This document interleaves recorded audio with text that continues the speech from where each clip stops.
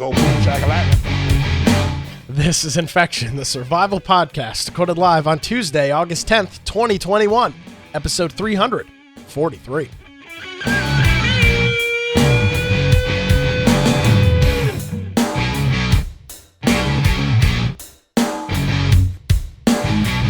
Hello, ladies and gentlemen, boys and girls, and our friend Jonesy. Welcome to another episode of Infection, the survival podcast. Infection is your source for the latest information on survival video games.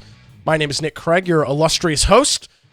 Our website is infectionpodcast.com. If you'd like to follow me on various social media platforms, you can do that at nickcraig.net. If you want to check out my radio show, you can go to nickcraig.com. You can listen to me each and every weekday morning. You can also download the podcast, the Wilmington's Morning News Podcast, if you'd like to check in on that. Joining me, as he does each and every week, with a long sleeve shirt, not a graphic tee. But I know. Well, I did tug it up because it gets warm in here, so I did definitely pull it up. I'm wearing my trusty Overwatch shirt as I took a shower this afternoon. I was like, oh, look at that, for put it on for the podcast because I won't wear it in public. Joining me, Brian with an I. Aldridge. Hello, Mr. Brian. How are you? I am doing very well. And first of all, let's get away with all the intro information. If you want to find me at Brian Aldridge on Gab and Parler, make sure you go to our website, though, infectionpodcast.com, because we have a lot of different ways to come and connect with us there. First of all, we have our Discord server. If you want to get a hold of us, I really encourage you just to check it out.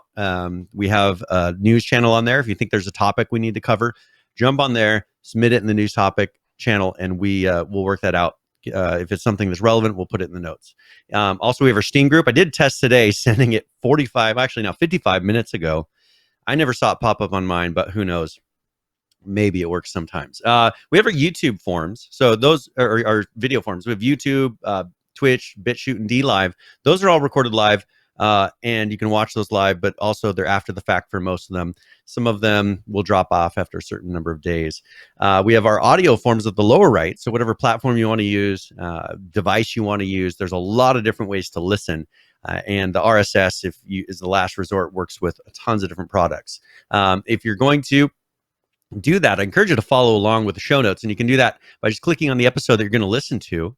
And on there will be a video player, an audio player, all the links that we use to discuss, that we use to come up with the topics that we discuss. And you can follow along with videos, maybe there's images, whatever it is, that really helps, especially if you're listening. So if you want to support the show, just go to infectionpodcast.com/support. And on there, we have a lot of different ways. Our Prime Gaming subs, which you heard in the intro. We have our Humble Bundle.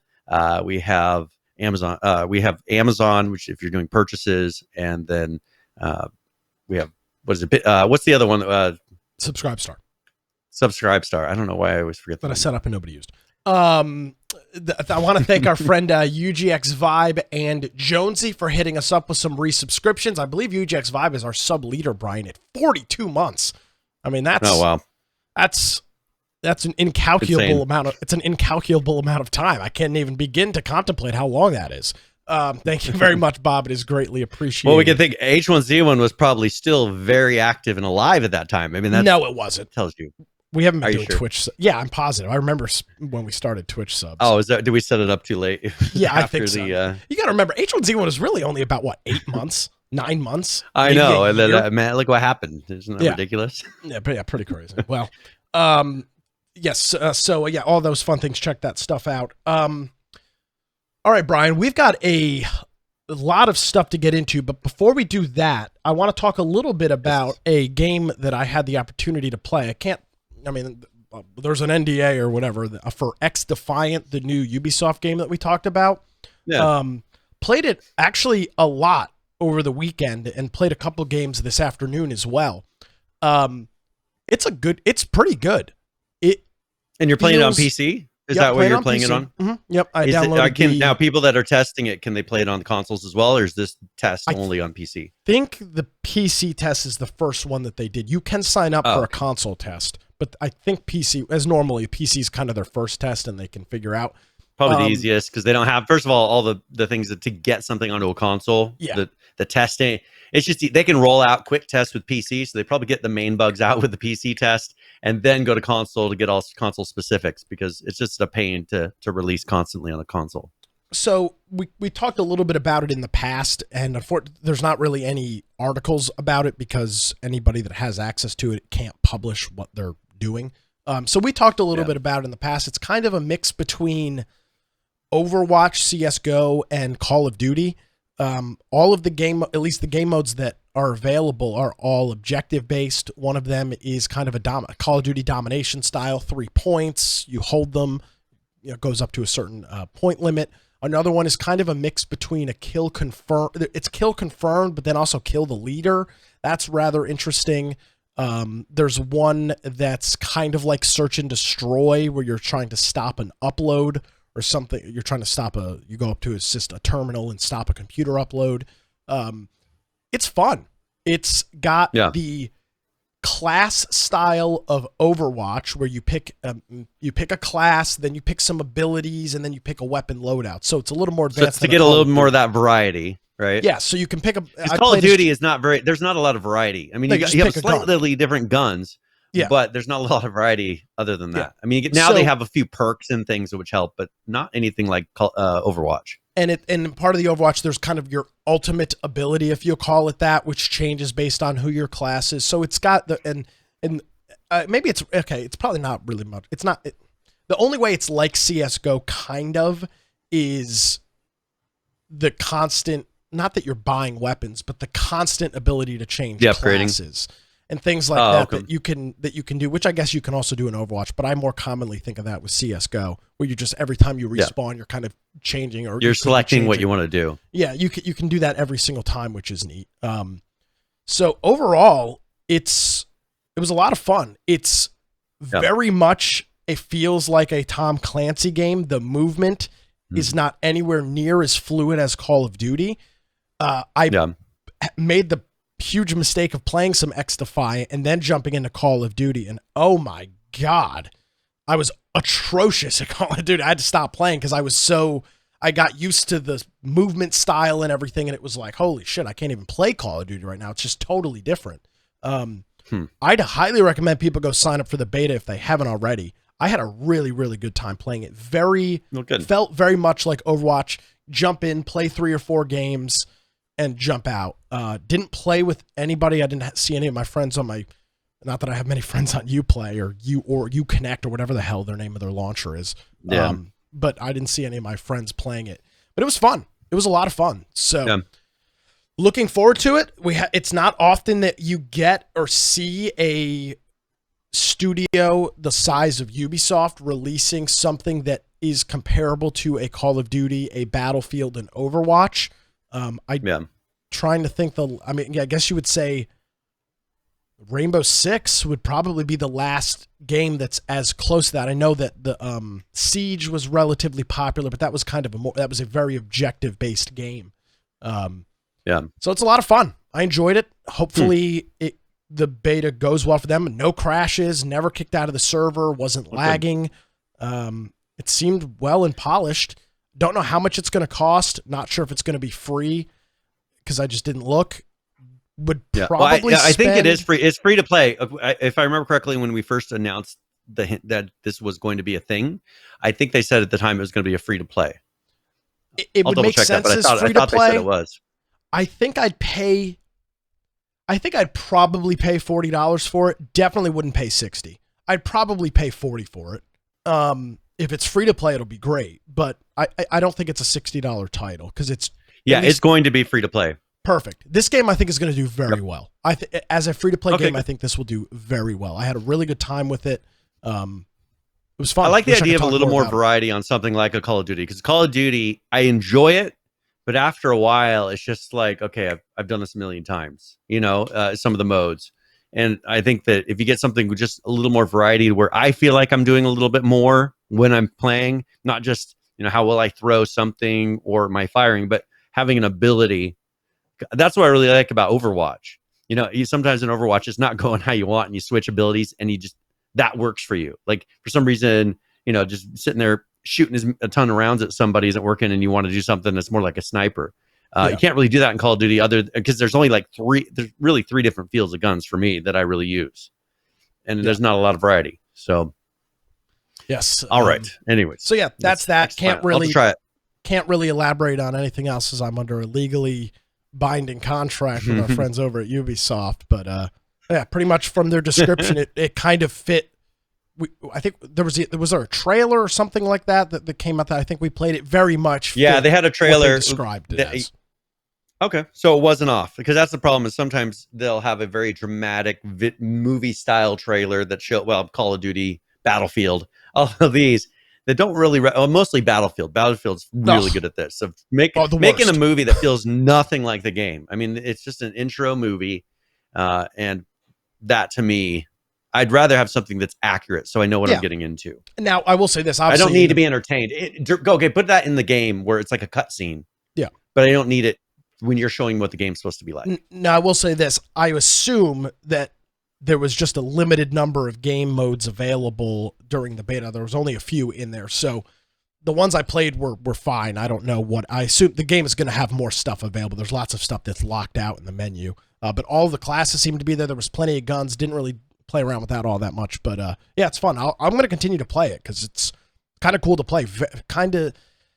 It's got that the casualness of Overwatch that I always talk about. Call of Duty, you're like up in the monitor, at least I am, like going XDefiant. While yes, it's objective based, it has a little bit more of that casualness that I like of Overwatch. Well, and I think that might help. Like to play. my wife, started playing Call of Duty. I'm really has gotten into it. She sends me videos and clips and scoreboards all the time. Yes, I'm fully aware. And she's doing very well at it. Like, she's picked up on it because she's played a lot of sniper and just whatever, it's clicked for her, right? And that, I think this would be something interesting for her to see a little bit different, because she's done pretty much sniper, Rocket League a little bit, but not really Overwatch or some of these. She doesn't know the variety of what else is out there. And I think that kind of having something like this where it's close enough to, be something that she's used to, the Call of Duty she's played, and then get some of that variety in there so that she starts to experience a little of the different styles of gameplay. Yeah. So I'll try to get her to try it out. Yeah. So there you go. Recommend signing up for it. Give it a shot. And make sure you abide by your NDA. All right. Now, I wanted to mention something. We've been talking about PAX West, but it's been announced that PAX Australia is being canceled for 2021, and they're going to be doing an online event similar to what they did with PAX East. And I don't know if there's any of the other PAXs that have happened since that they've done online. But PAX West is supposed to be happening. I haven't heard that change yet. They haven't. Have they still not released a list of the exhibitors? That's what I keep hearing. No, I saw a tweet today. It said it was coming soon, probably next week. Okay. Now, do you think they're deciding whether or not to cancel it? Do you think that's why they're waiting? I would be surprised if the event goes on as planned.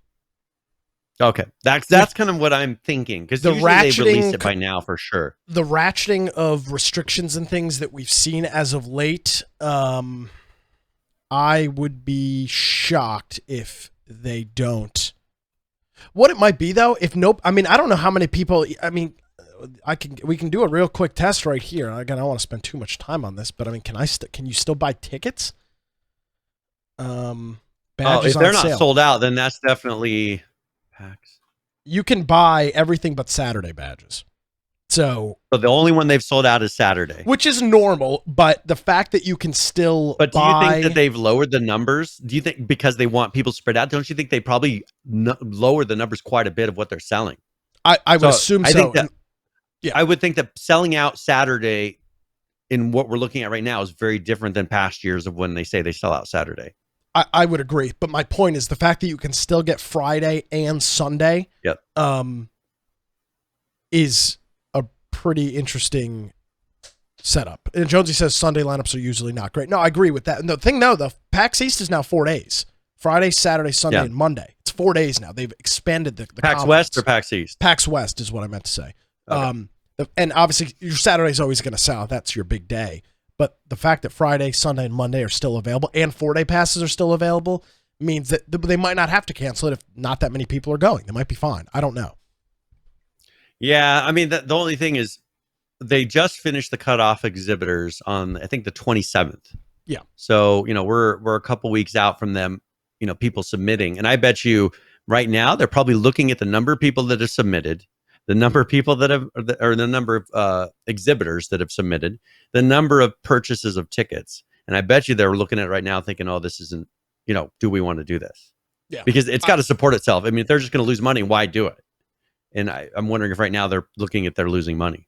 I hope that it doesn't get canceled because I think it's important to have these PAX. kind of I don't want people that go out there and have it be canceled. But it's in 24 days. I would be shocked if it happens. Yeah. Well, we'll see. Personally. So we'll know.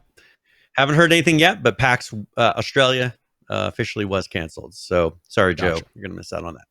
All right, we got a lot of different categories. I wanted us to kind of judge where we went today. So what do you think for the next one? I think we need to talk about one of the biggest stories of the week, Brian. New World. Yes. What happened? Another delay. Damn. How did now it's not like some of the delays we've seen where it's like a year. It's not that bad, but I think they delayed it about a month because I think it was supposed to be getting launching pretty soon. But what they've done is they changed it to September 28th. So we're looking out now. Yeah, go ahead. It says, so this is what they put out on their Twitter last week. We're humbled by the support New World received from players around the world through the closed beta. During beta, more than 1 million adventurers played. That's pretty impressive. Played more than 16 million total hours. Thanks to your support, New World became one of the most watched games on Twitch. We saw that, and one of the most played games on Steam. The passion and enthusiasm you've shown for New World validates the work we've put in over the past year improving the game based on your feedback. Along the way, you've also given us a ton of feedback that we'll use to make New World even better. We want New Worlds to launch to be as smooth and fun a smooth and fun experience for all players, and that means making some improvements based on what you encountered during closed beta. So we're going to take a few extra weeks, keyword, only a few extra weeks, to smash bugs, improve stability, and polish the game. New World's new global launch date is set for September 28th, 2021. This was not an easy decision to make.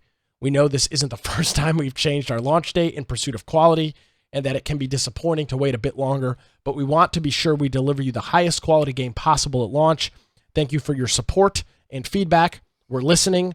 We'll see you in Ethereum or Antherum or whatever. Is it Aetherum? I don't know. I haven't heard it pronounced yet.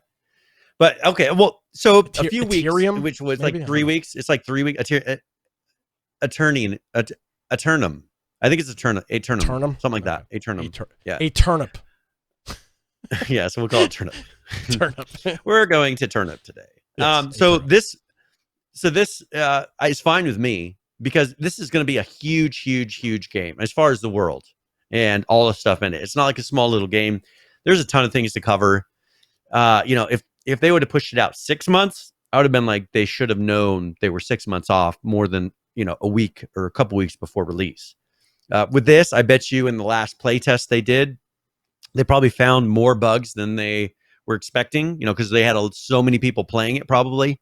They had a lot of stuff to go through, and I bet you that they're figuring it will take them that amount of time to go through, find the biggest bugs that they need to squash before release, and then taking the time to actually fix them.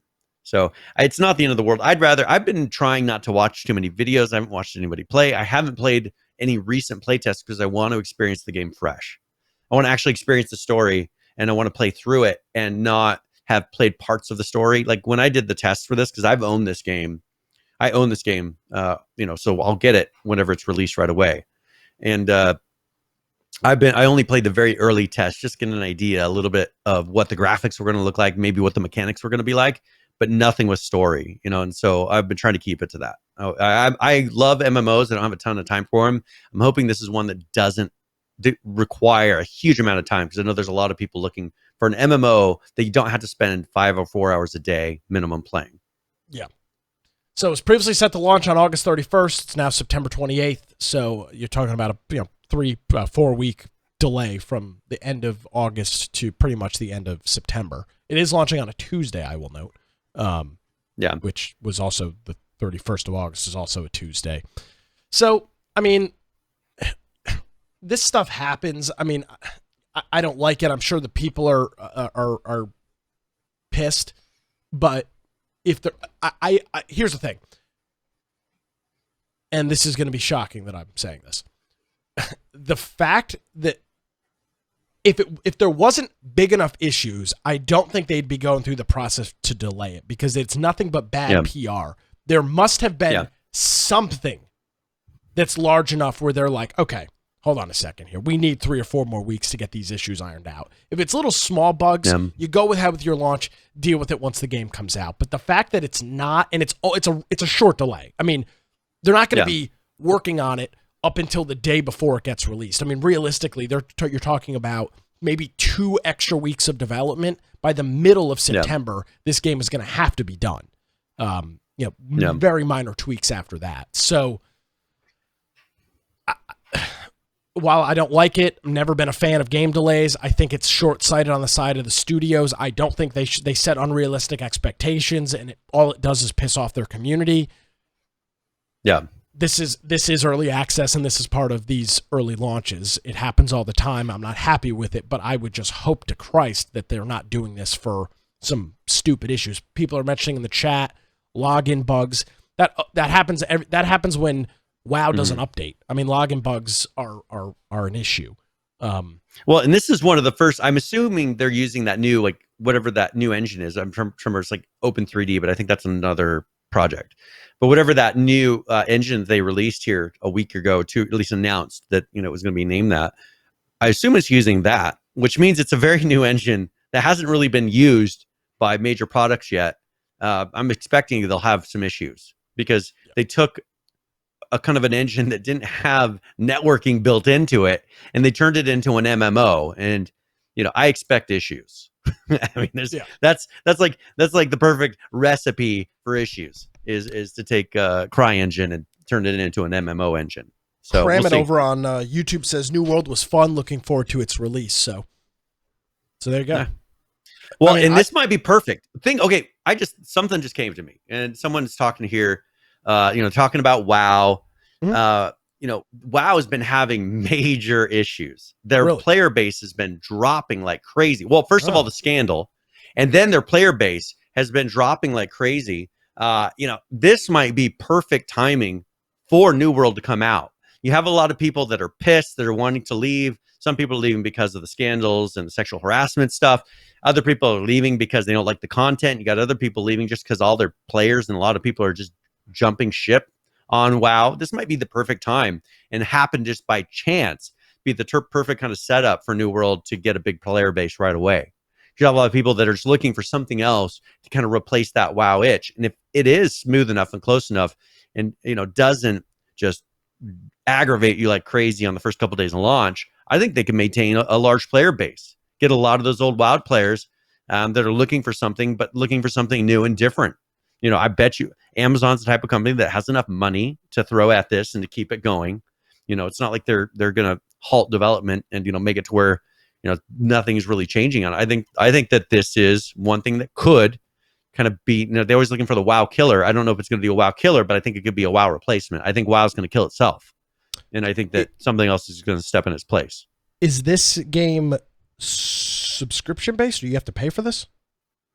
I think you pay once, if I remember correctly. So I don't think there's a subscription fee. That's a big win over WoW, which has been the barrier to entry. I mean, it's what, $15 a month, $12 a month, something like that to get into WoW? It's I mean, the amount you pay for WoW over a long period of time is incredibly expensive. I know I'm looking at the prices right now. I'm trying to find how much it is, but I think it's like not quite $30 for New World is what they're going to charge, like something like that. Okay, here we go. So they'll have a couple different editions. So they're going to sell it on Amazon or Steam. The standard edition will cost $39.99. Deluxe edition costs $49.99. And from what I remember, there's not a monthly fee. So they're making the initial sales.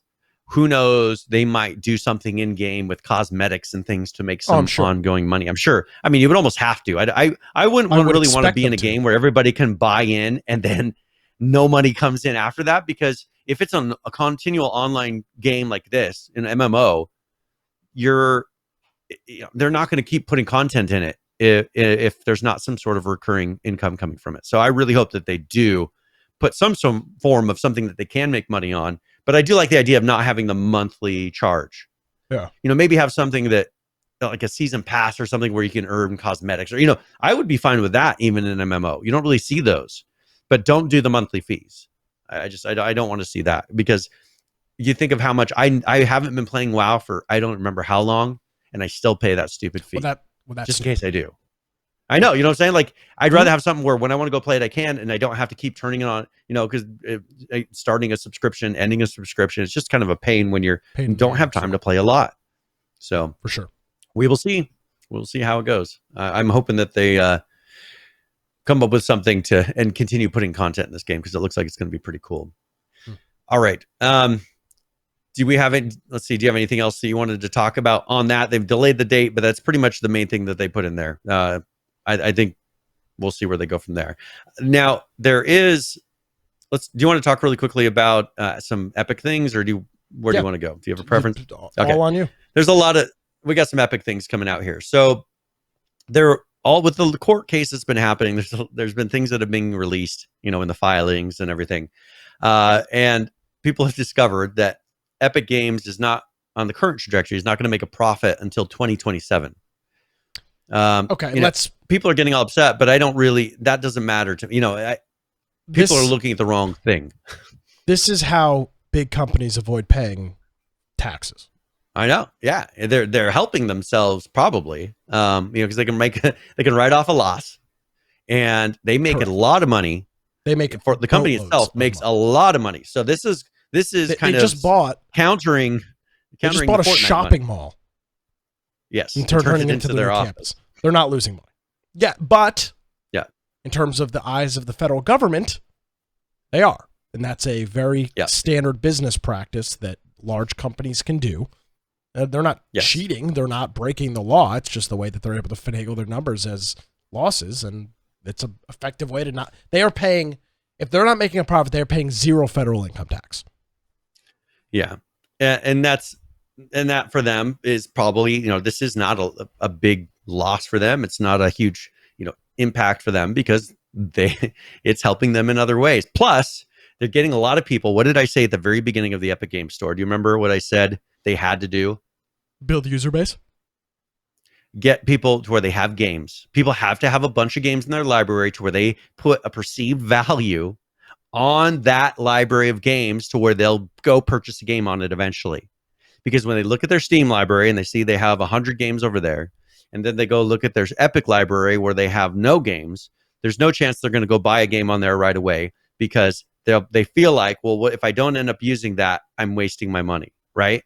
Yeah. Because they're in that middle, it's like, how do you leave that and start buying games here? Because you're kind of locking yourself into a platform.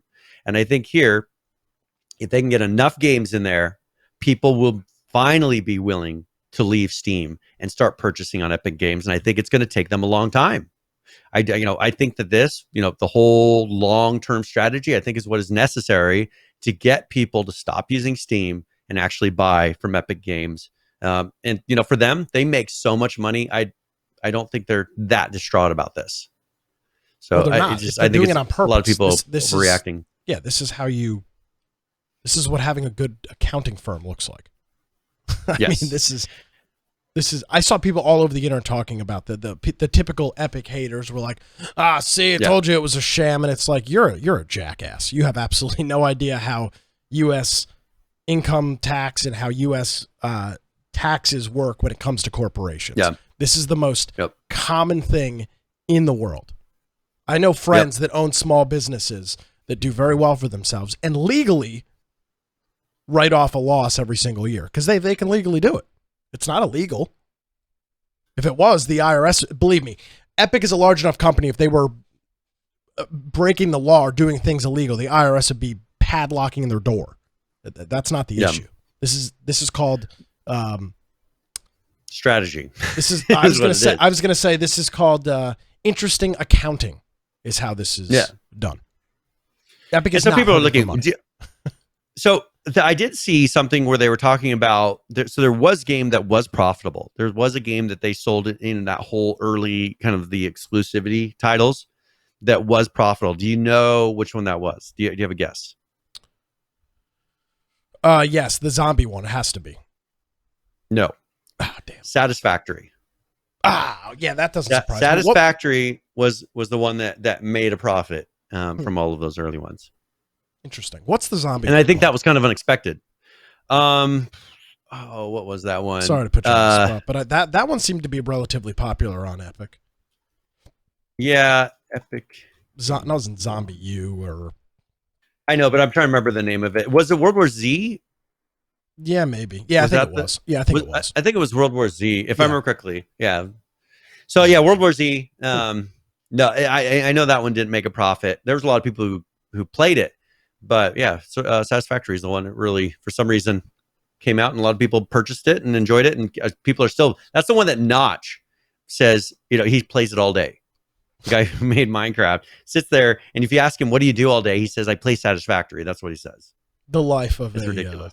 Well, and the people mock him, make fun of me. He's like, I'm rich. I can do whatever I want. If I want to sit home and play Satisfactory all day, I can do that. The life of a guy that sold 25 million copies of a game and then sold his studio to Microsoft.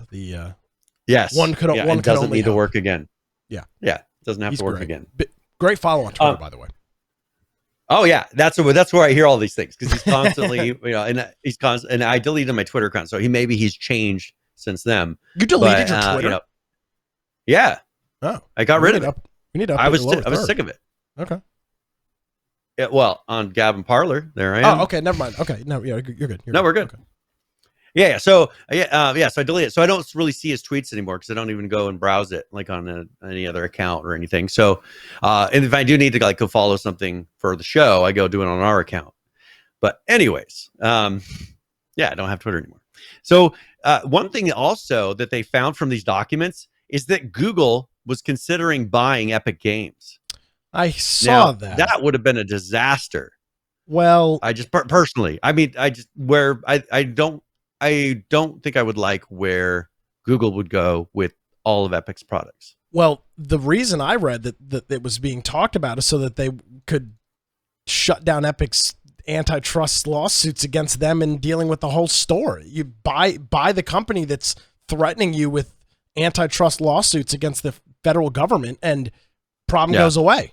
That's what I read into it. I mean, I could be wrong, but that's what I would do if I was Google. I wonder. Exactly. So they're it's worried like the about old mob because it comes mentality. back on them. Oh, guy's giving you a problem. We'll swing by his house and you won't have any more problems. This is the equivalent of that. We'll buy him out. That kind of thing. Well, we'll drop off something nice for his kids. Yeah, this is the equivalent of that. You just buy the company that's giving you a problem. Problem solved. Well, and I think that they probably do not really want all this stuff going forward with Apple, because if somehow Epic wins, this affects them as well, because they're all doing the same thing. They're all charging this 30%, and they're all doing the same type of behaviors. So I would assume that a lot of this probably had, if it has anything to do with that, then it would be to avoid issues. And it's just, Epic, I think Sweeney would say no, personally. If they did offer, and I'm assuming if they did offer, he would say, especially, even today, I think they make so much money and he's happy with what he does. And I think that they're changing the industry enough. They would not sell to Google. I would be very upset if they did, because Google is not changing the industry right now. They're not changing anything in gaming. They're not changing very much anywhere. If you look at what they're really doing. So they would not sell. Yeah. I couldn't see it. So that's Epic, and we'll see what else comes from this, because I haven't really heard too much about the case lately, and I think they're waiting on that judgment. I think is right now, if I remember correctly, they presented everything. We're now waiting, and I think we'll be having in the next month or so a judgment or some sort of something happening. So so we'll see.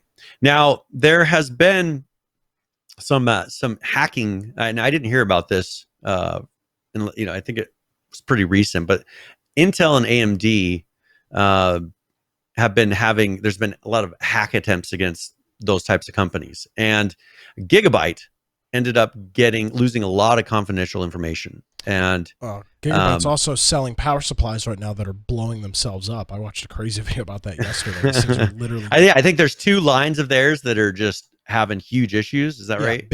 Big time issue. I watched a Gamers Nexus video on it, and they're like, we have 10 of them 60% of them, or 70% of them, whatever it was, failed during testing. I was like, and oh, I actually quit purchasing gigabyte power supplies because I always had issues with them. Mm. Because I used to buy tons of power supplies. When I was doing consulting, I was going through tons of power supplies, and I ended up getting rid of or not purchasing any more gigabyte ones because they kept failing, and I replaced them with more reliable things. So they definitely have a lot of issues. And the big thing that came out of at least the Gamers Nexus video that I watched, which I'd recommend people do watch, is the maybe you should put a link to that in the notes. Brian, that would be a phenomenal thing for me to do, and I will do that. We have the platform to do that. The thing that was most interesting about it was same power supply, same SKU, different capacitors, different MOSFETs on the inside, which is not how mass production works. I wonder if they ran out. That's what Gamers Nexus was talking about. Supply shortages. They had to go with some cheaper caps, cheaper MOSFETs, to still meet whatever. the demand. Yeah, and they apparently, and these things are frying people's video cards. I mean, because Newegg was bundling it with a GPU. You had to buy the power supply and the GPU together. That hurts Newegg too, because Newegg doesn't. They're going to have to deal with all those returns. But in their returns, Newegg's solution is sure you can return the power supply, but you also have to return the video card because you bought them together in a combined bundle. People are like, so they're getting their video cards back. Yeah, exactly. So it's not good. Okay. Sorry, I don't mean to sidetrack you, but it was a good watch. No. So there was 112 gigabytes of confidential information stolen. Whoops. And then there was a ransom notice put on there. And I just want to read this ransom notice really quick, because I usually try to read these things to figure out what the origin is of nationality, because this is what they're doing, especially like the FBI comes and looks at this. They try to figure out from the wording, what country is this coming from, things like that. So I'm going to read this to you and maybe give me an idea what you think. So we will speak with the company official representative only. You must have the right to act on behalf of this company. In any other case, the ransom amount will be raised. If you don't understand what is going on, don't contact us. Read this message twice. Don't contact us via these emails. And I'm assuming they're ones that they sent the notice with, maybe. Yeah. You only waste our time and money of your company. You need to understand that this information is authorized persons only. All these measures are essential for the full deal confidentiality of our deal. You can reach this page by direct link only. If we now speak with the right person, please read this information with maximum attention. It will be useful if you contact a reliable person from the IT department. Thanks to it, we will avoid any misunderstandings. All your data was encrypted with the most reliable algorithms. Please do not try to modify or rename any of the encrypted files. This action will result in a serious file system damage. Kindly provide us with your email and upload any encrypted file. You have only one attempt to upload file. It must be done only by the authorized person. Any other person will bring serious problems to your company. So that's their statement. Okay. But it was only 100. But it was only 112 gigabytes. I would presume that Gigabyte has got Gigabyte's been in business for what, 20 plus years. Well, but what this data relates to is confidential information, which most of it, or a lot of it, belongs to like Intel, AMD, and AMI. So it's data they've sent for producing these boards. Probably that's not supposed to be released. So it doesn't just affect Gigabyte. This is falling back on these other companies as well, which may bring them a little extra pressure when it comes to whether or not they pay this, because they're dealing with apparently their vendors' information. I mean, according to the article, it says, according to a Gigabyte representative, the situation has since been resolved. All affected systems are now operating normally thanks to cooperation between Gigabyte and the technical experts from a number of external security companies. So they probably decrypted it or restored from backup somehow. But that data is still out there, which is the real thing that things are decrypted. I think now this is going to change this from a ransoming your data to them releasing the data for a fee. I think the ransom is going to change, because there'd be no reason for them just to say, "Oh, you got us." Okay, you don't need us to pay us to unlock your data. But you know what? They still have a lot of stuff that they probably don't want released to public. Yeah. And they're probably trying to figure out how much that is. And this here, they do mention in this document, they may still be planning to release them to the public, but I haven't heard anything yet. So We will see. So it's kind of an interesting piece of news. Be interested to see if they ever do release it, what kind of stuff is in there. It might be specs of chips. I mean, it might be, things that, or it could be just. It's probably engineering docs. It's probably CAD drawings and things. Information. Like I mean, I'm sure there's something useful in there, but okay, 100. For example, they produce products, meaning that they have to they use CAD to design those and draw those. If you've ever dealt with CAD files, it doesn't matter how small the project is; they're large files. 112 gigabytes just does not seem like. I mean, I guess if it's all this may be why they're not really 112 gigabytes is a lot, but I would assume it's got to be renderings, drawings, high resolution CAD files. It just, if you had said 100 terabytes of data, I'd be like, holy shit, that's every documented gigabytes ever in produced. A company that size. Yeah. But I mean, I've got flash drives that are bigger than 112 gigabytes. Yeah. Well, so it really depends. One thing they didn't really mention was this a targeted attack? Like, did they get to the place and pull exactly what they wanted, or was it a drive-by? This must have been all they had access to. Yeah, that's what I'm saying. But what I mean by targeted, did they actually reach what they wanted, or did they just get what they could? And if they got what they could, 112 gigabytes could be almost nothing. Yeah, I'm sure. And that may be why they're just like, it's been resolved. We're not worried about it. It's got docs that they send to every single hardware manufacturer out there, that are probably on somebody's computer at home on a USB drive. Yeah. Somewhere.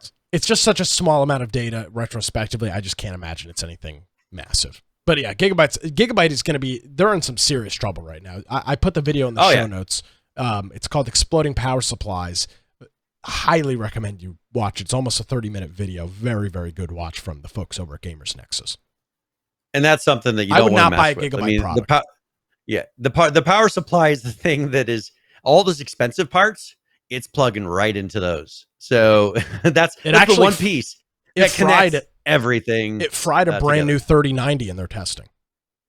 That's crazy. Gigabyte 3090, by the way. That's bad. Yeah, that's bad. Well, there you go.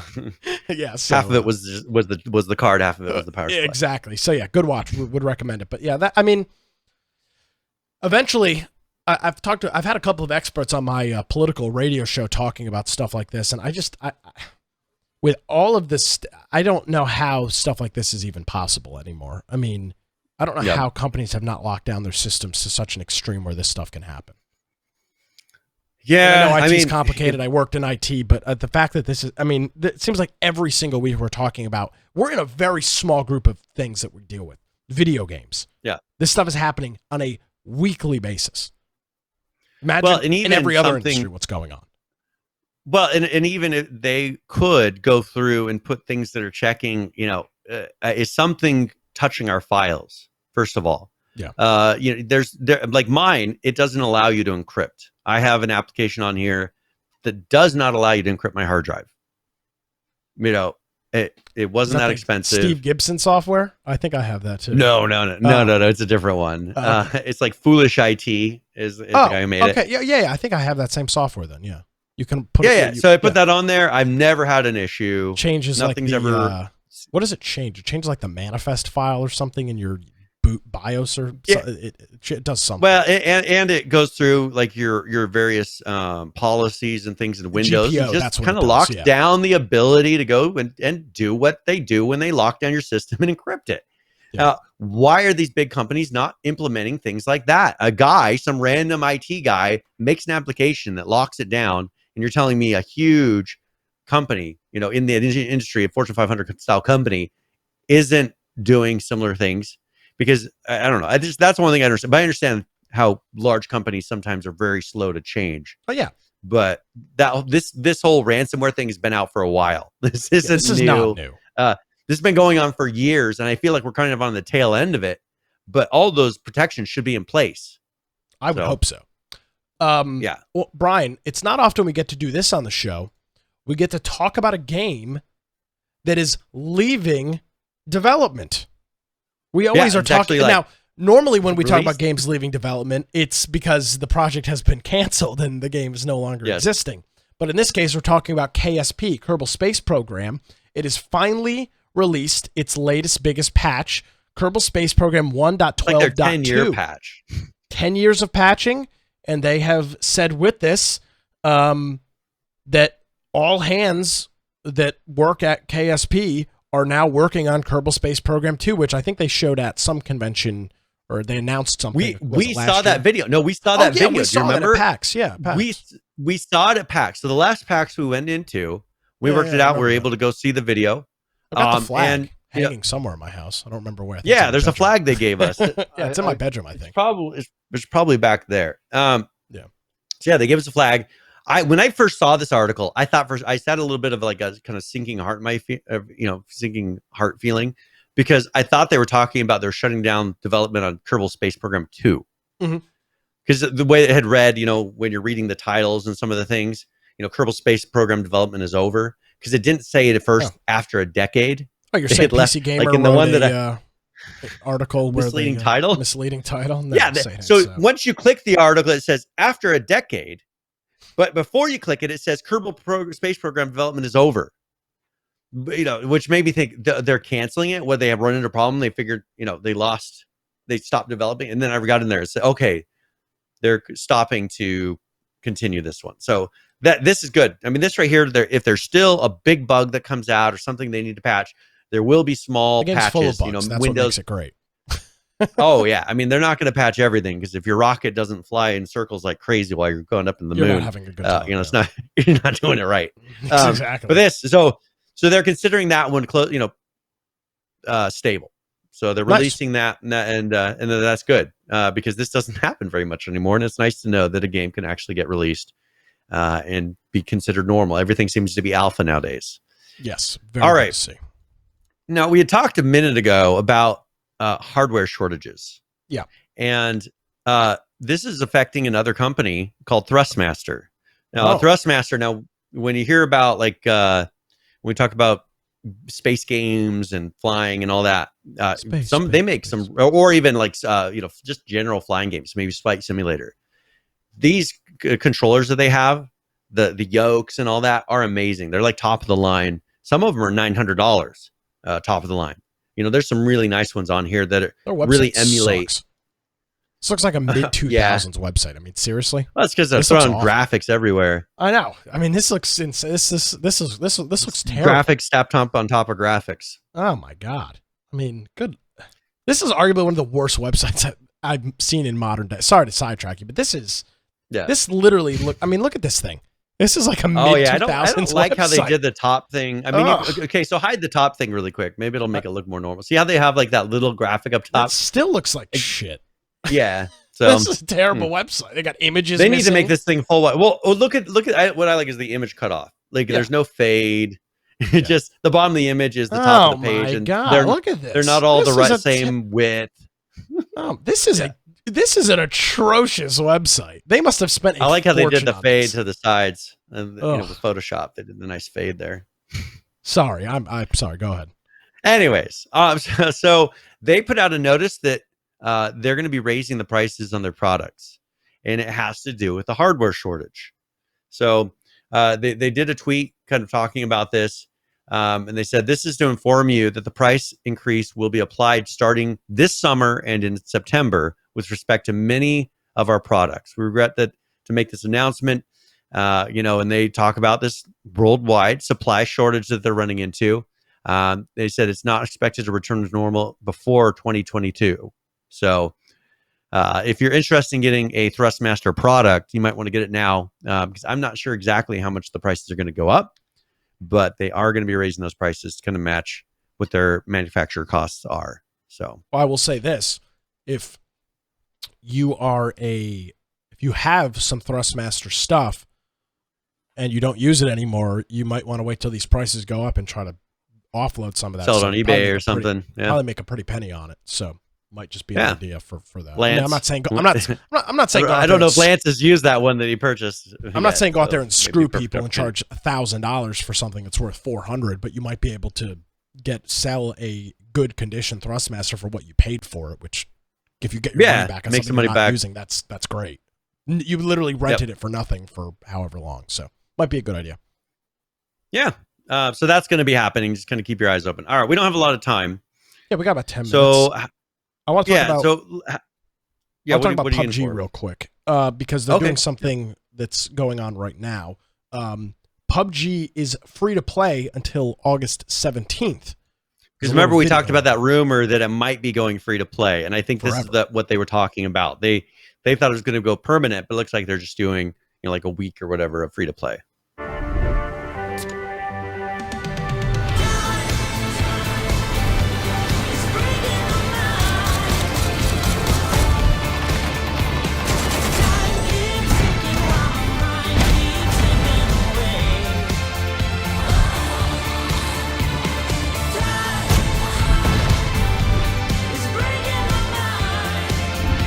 I look like me last weekend.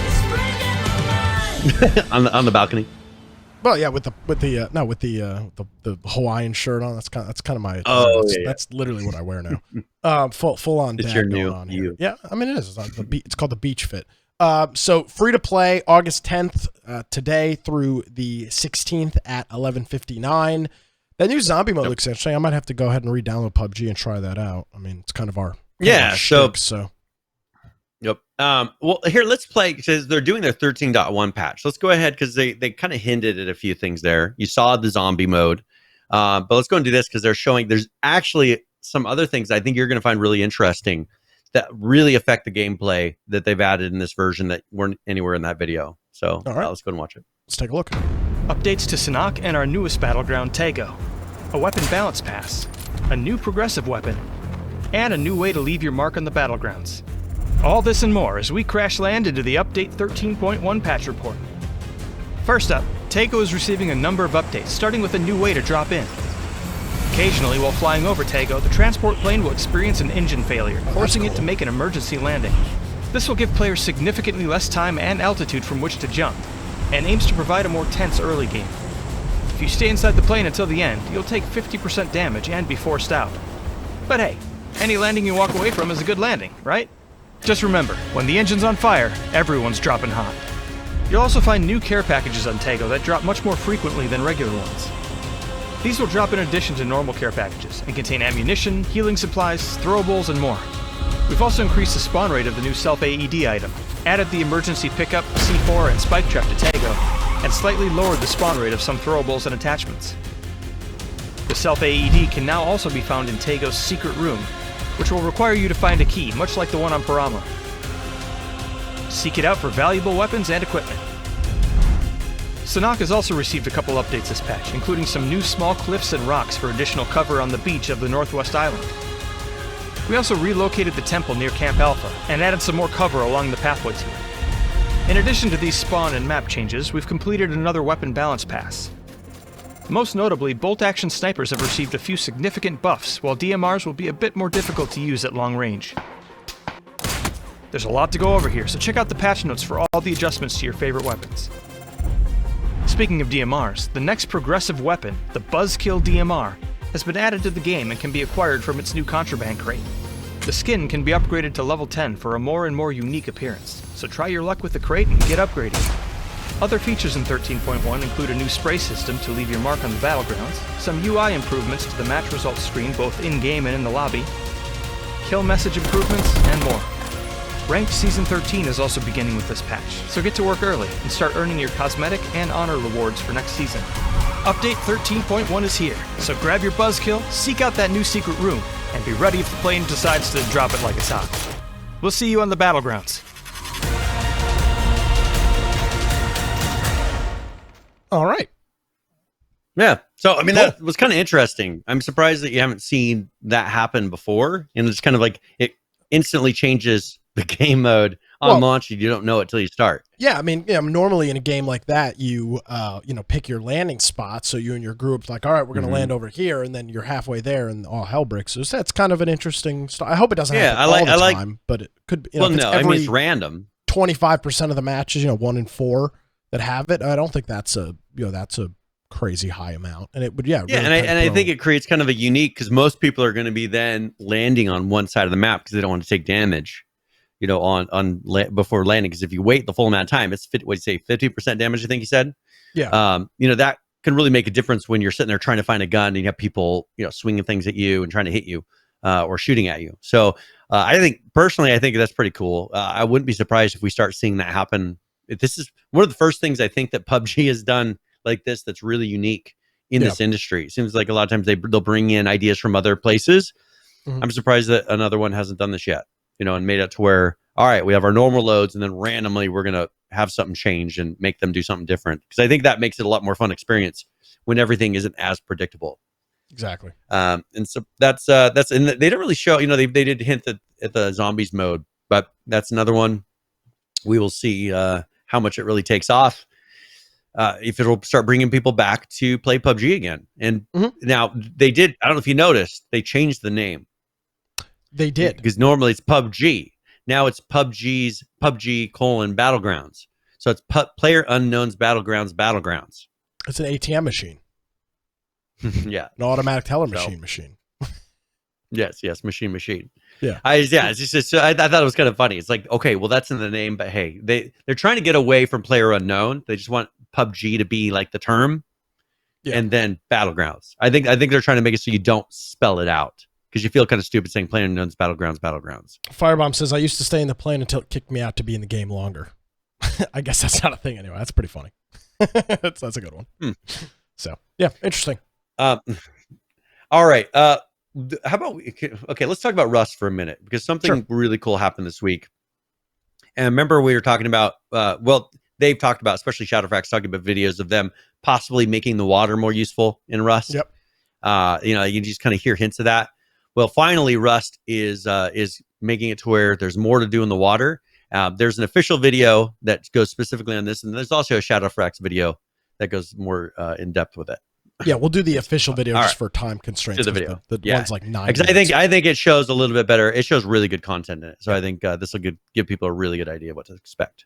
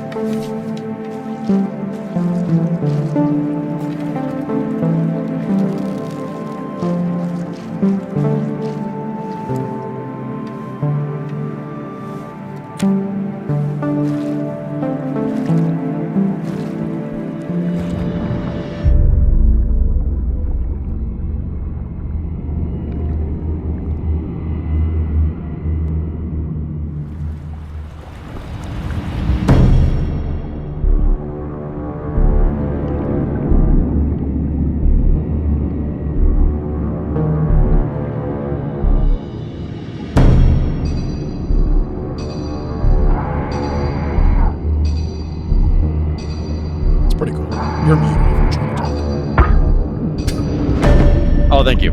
Yeah, for those that are listening, they've added sharks and they've added spear guns, and now they're showing a submarine, which actually I think that looks pretty cool. It looks really dope. Oh, and you can shoot torpedoes from them. Sean Connery. Other things. Red October. Oh, it's coming right for us. Yeah. Oh. So you can have wars in the water. Oh, great. Underwater labs. So these are monuments. So monuments are the things that you go and loot things from. Hide and hold out is They're dead. fully procedurally. H2O is H2O. Hide and hold out is I know. over. This is kind of the end of it.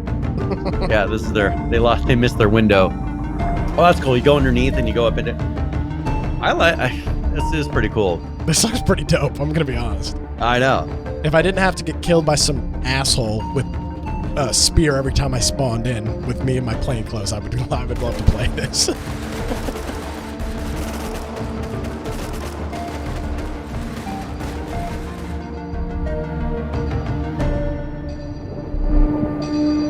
Rust underwater.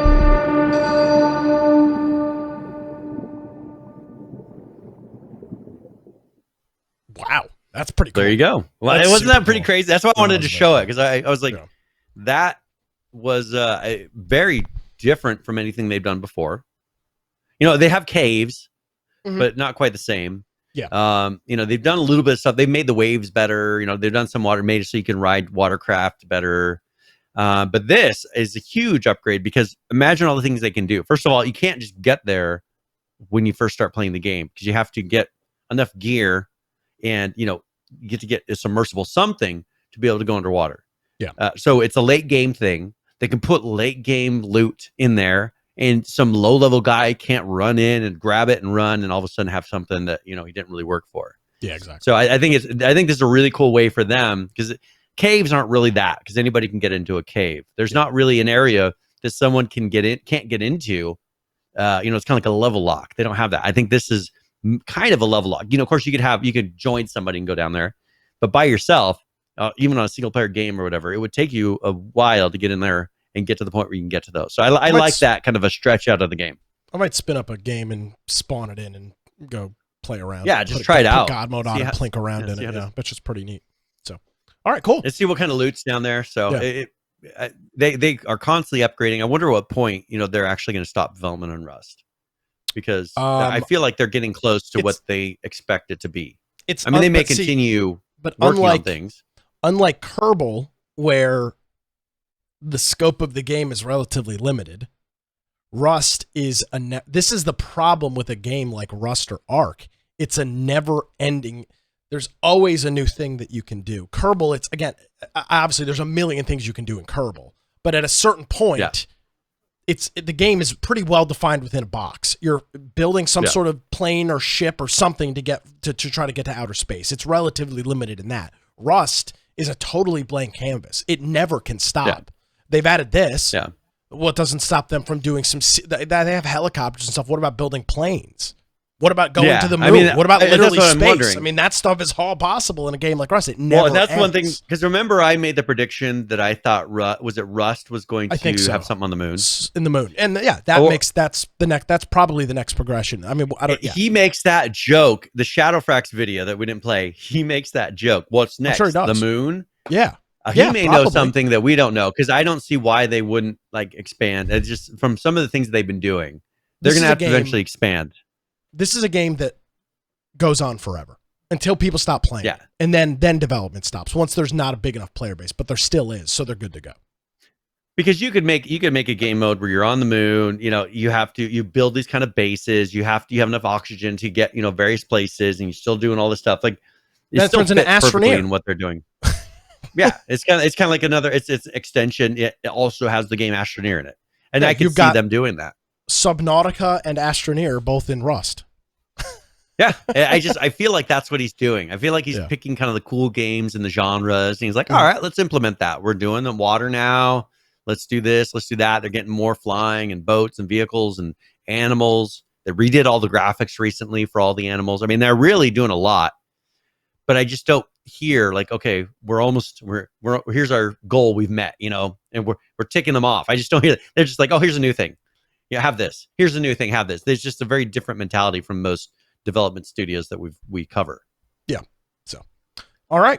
Well, Brian, it's at an hour. That is our time of the week again. Where can people find you online? Very good. All right. If you want to find me at Brian Aldridge on Gab and Parler, if you want to go check out my blog, you can get that at biteoftech.com. Of course, the best way to get us, infectionpodcast.com, and join us on our Discord server. If you look at the upper right there, you can click the link and it'll join free. The app is good for the mobile devices, your desktop app, and they even have a web-based app, no charge. And if you do that, just submit to the news channel a link of something you think we should cover, and we review those before every show. Our Steam group, I don't know if they're going to be, if notifications will work eventually. I did one 45 minutes today earlier, and I didn't get a notice. But we also have our podcast extras. If you want to get a kind of example of what our pre and post shows look like, we have some of those on there. And we also have the video forms of the podcast: Twitch, BitChute, DLive, YouTube. Those are all ways that you can watch during the show, and some of those you can watch after the fact. If you want to listen, just go to the lower right-hand side, whatever device platform you use. We've got a lot of different ways to listen. If you happen to be listening, just make sure you click on the particular episode and follow along with the various articles, links for videos, things like that. So if you're interested and you're listening, just click on the particular topic that we're discussing at the time, and you can follow along. We even have an audio and a video player in there. If you want to support the show, you can go to infectionpodcast.com/support.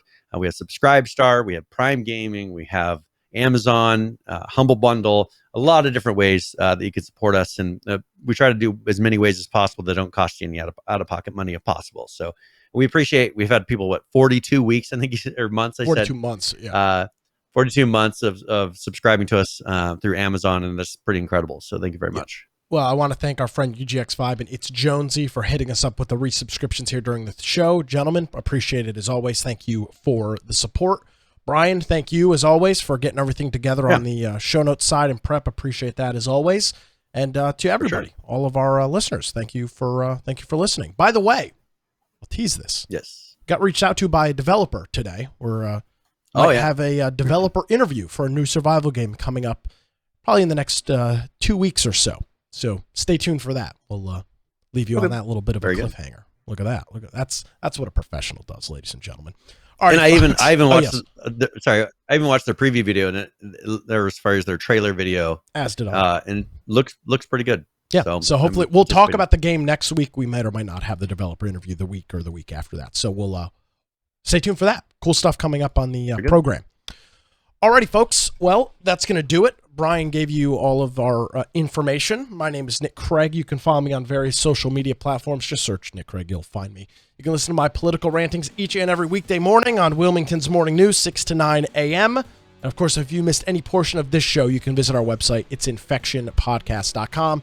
Show notes, videos, links, all of that fun stuff is on there. Thank you so much for joining us, everybody. Have a great week. We'll see you next time.